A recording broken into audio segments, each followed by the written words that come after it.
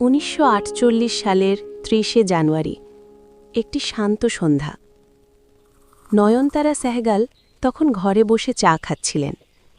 কেউ জানতেন না এই সাধারণ সন্ধ্যাই ভারতের ইতিহাসে সবচেয়ে বেদনাদায়ক মুহূর্ত হয়ে উঠবে। হঠাৎ একটি জরুরি টেলিফোন কল আসে। বিড়লা হাউস থেকে খবর, গান্ধীজি প্রার্থনা সভায় যাওয়ার পথে গুলিবিদ্ধ হয়েছেন। বিড়লা হাউসে পৌঁছে দেখা গেল একটি ঘর ভরে আছে গভীর নীরবতায়। মাঝখানে শুয়ে আছেন গান্ধীজি, চারপাশে আত্মীয় স্বজন ও অনুসারীরা নীরবে দাঁড়িয়ে।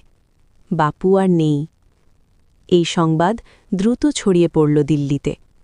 বিড়লা হাউসের বাইরে জমে উঠল মানুষের ভিড়।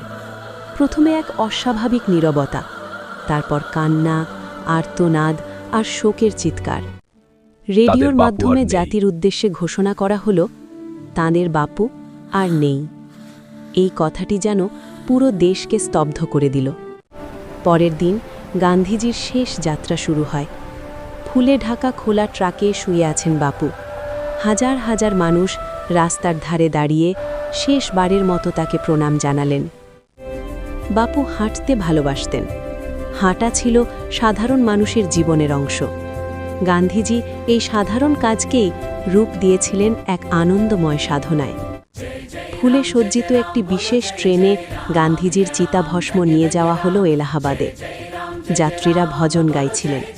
গান আর ফুলের মাঝেই সবাই অনুভব করছিলেন বাপুর উপস্থিতি। গঙ্গার শান্ত জলে চিতাভস্ম বিসর্জন দেওয়া হলো। প্রকৃতিও যেন নীরবে শ্রদ্ধা জানালো জাতির পিতাকে। দিল্লিতে ফিরে নয়নতারা নিজেকে দিশাহারা মনে করলেন।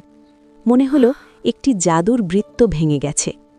কিন্তু ধীরে ধীরে তিনি উপলব্ধি করলেন, বাপু চলে গেলেও তার আদর্শ রয়ে গেছে। গান্ধীজি আমাদের শিখিয়েছিলেন একে অপরের দুঃখ কষ্ট বোঝার কথা। বাপু মারা গেছেন, কিন্তু তার ভারত আমাদের মধ্যেই, তার সন্তানের মধ্যেই চিরকাল বেঁচে থাকবে।